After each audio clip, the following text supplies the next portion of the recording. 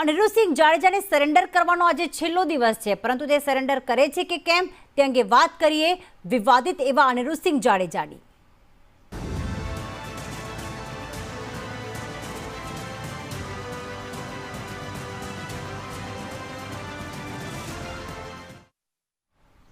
તો રીબડાના અનિરુદ્ધસિંહ જાડેજા હજી પણ પોલીસ પકડથી દૂર છે, પરંતુ આજે અંતિમ દિવસ હોવાથી જૂનાગઢ જેલમાં તેમને સરેન્ડર થવું જ પડશે। જો સરેન્ડર નહીં થાય તો પોલીસ તેમની મિલકત પણ જપ્ત કરી શકે છે। પોપટ સોરઠિયાની હત્યા કેસમાં અનિરુદ્ધસિંહ આરોપી છે અને હજી સુધી તેમણે સરેન્ડર નથી કર્યું અને જો સરેન્ડર નહીં થાય તો તેમની મિલકત પણ જપ્ત થઈ શકે છે। રેડ કોર્નર નોટિસ સહિત કાયદાકીય પગલાં લેવાઈ શકે છે।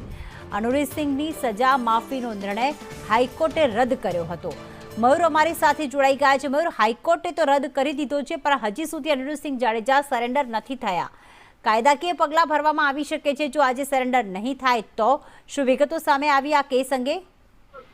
બિલકુલ પ્રીતિ, રાહત મેળવવા માટે અનિરુદ્ધસિંહ જાડેજા સુપ્રીમ કોર્ટ સુધી ગયા હતા, પરંતુ સુપ્રીમ કોર્ટમાંથી પણ તેને રાહત ન મળતા અંતે આજે અંતિમ દિવસ છે। હાઈકોર્ટના આદેશ મુજબ તેને જૂનાગઢ જેલની અંદર સરેન્ડર થવા માટેનો ઉલ્લેખનીય છે કે જ્યારે 1997ની અંદર તેને આજીવન કેદની સજા ફટકારવામાં આવી હતી, ત્યારે પણ તે 3 વર્ષ સુધી ફરાર રહ્યા હતા અને ત્યારબાદ 2000ની સાલની અંદર પોલીસે તેને પકડીને જૂનાગઢ જેલ ભેગા કર્યા હતા અને આજીવન કેદની સજાનો અમલ કરાયો હતો।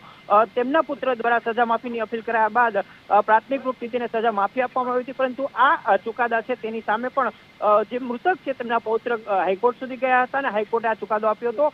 આજે ભારે અસમંજસભર્યો દિવસ છે। અનિરુદ્ધસિંહ જાડેજા જૂનાગઢ જેલની અંદર સરેન્ડર કરે છે કે તે વાતને લઈને સૌ કોઈની મીટ મંડાયેલી છે। એટલું જ નહીં, પરંતુ આ મામલાને લઈને રાજકોટ જિલ્લા પોલીસ છે અને જૂનાગઢ જિલ્લા પોલીસ છે તે બંને અત્યારે એલર્ટ મોડની અંદર જોવા મળી રહ્યા છે। જો અનિરુદ્ધસિંહ જાડેજા આજે સાંજે જે જેલનો સમય છે ત્યાં સુધીની અંદર સરેન્ડર નહીં કરે તો તેમની સામે અન્ય કાયદાકીય પગલાઓ છે એ પણ લેવામાં આવી શકે છે, જેમાં તેમની મિલકત જપ્તીથી લઈને તેને રેડ કોર્નર નોટિસ આપવા સુધીની કાર્યવાહી છે તે થઈ શકે છે।